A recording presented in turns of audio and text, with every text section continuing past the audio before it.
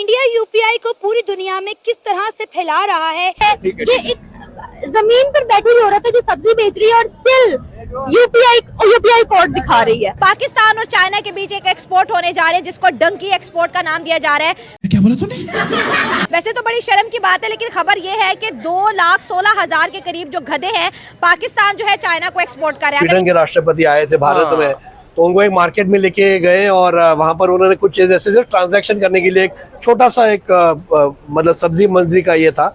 और वहां पर उन्होंने जब यूपीआई से उनको बोला कि आप ये दबा के पेमेंट कीजिए, तो वो मतलब ऐसे ये हो गए कि अरे ऐसे हो गया, मतलब हाँ ये हो गया ट्रांजैक्शन।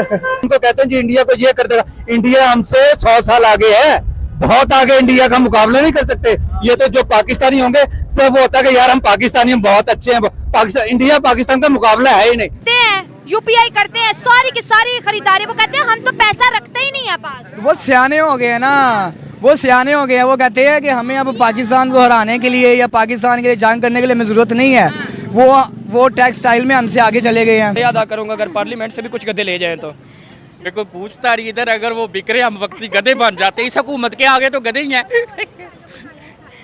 अच्छा, इस हुकूमत के आगे आवाम गधा बन गई है। हाँ जी। जय हिंद दोस्तों, आजकल तो यूपीआई को कौन नहीं जानता है और इंडिया में तो हर बच्चे भी ट्रांजेक्शन यूपीआई से ही करते हैं। लेकिन ये भिखारी पाकिस्तानी तो यूपीआई के नाम सुनकर सोच में पड़ गए हैं। और यह बहुत हंसी वाला बात है कि पाकिस्तान में तो अब गधा के भी सेलिंग हो रहा है। यानी पाकिस्तानी के अब अगला मिशन गधों का सेलिंग और उनके इकोनॉमी पावर बनने वाला है। यानी पाकिस्तान की गरीबी अब ये गधे हटाएंगे। भारत में तो एक छोटा सा दुकानदार भी यूपीआई की यूज करता है। अब भारत उस जगह भी पहुंचाना चाहता है जहां पर जिस देश में यह यूपीआई नहीं था, और पाकिस्तानी और भी ज्यादा जल रहे हैं। और यह हरदम यही सोचते रहता है कि किसी भी तरह हम इंडिया से आगे निकल जाएं। तो चल देखते हैं कि और पाकिस्तानी पब्लिक क्या कुछ बोल रहे हैं। बने रहिए वीडियो के अंत तक। इंडिया यूपीआई को पूरी दुनिया में किस तरह से फैला रहा है, इसका अंदाजा हमें इंडिया के प्राइम मिनिस्टर नरेंद्र मोदी के रिसेंटली दौरों से हो चुका है।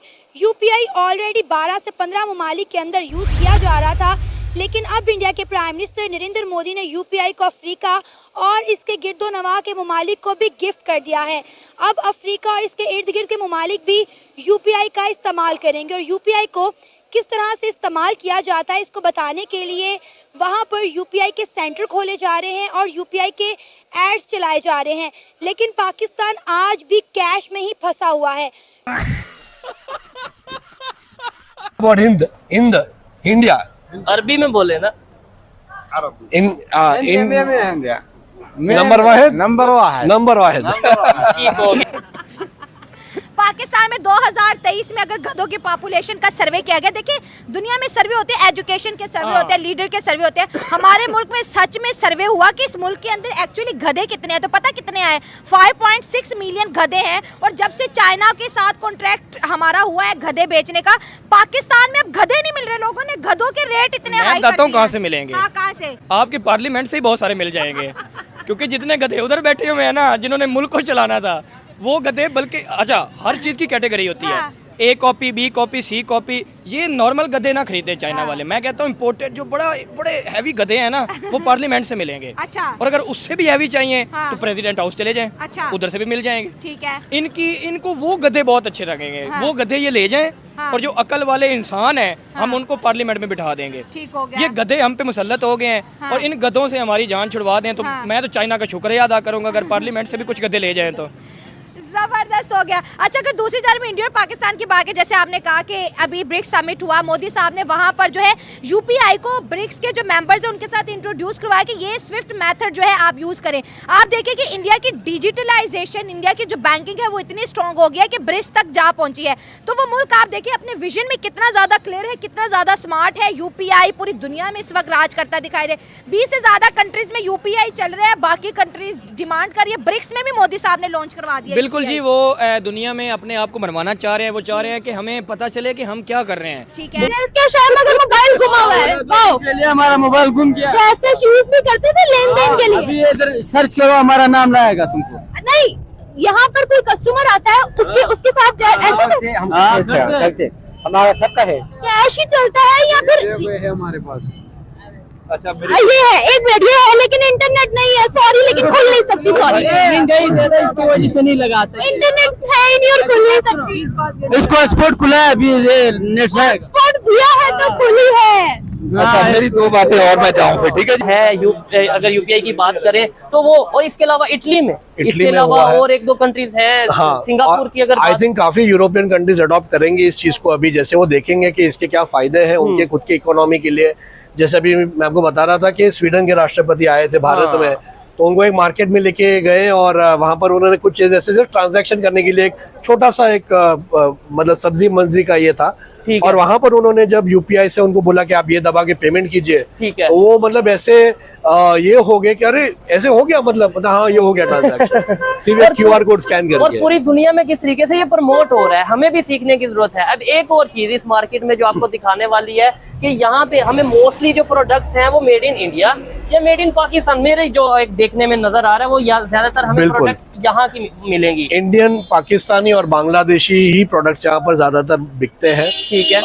तो यहाँ पर उनकी बहुत बड़ी मार्केट है, ये देरा में नैफ मार्केट जो है ये इसी के लिए फेमस है। यहाँ होलसेल भी होता है, ठीक रिटेल है। भी होता है। अच्छा, अब वो मुझे बताइए कि क्या रिस्पेक्ट क्यों है इंडिया की, जी। ये बताइए, और हमें पाकिस्तान को क्यों इग्नोर किया जा रहा है इंटरनेशनल लेवल पे? मतलब जी। आप आबादी ज्यादा है, उसका एज ले रहे हैं, उसका फायदा उठा रहे हैं, या फिर क्या वजह है?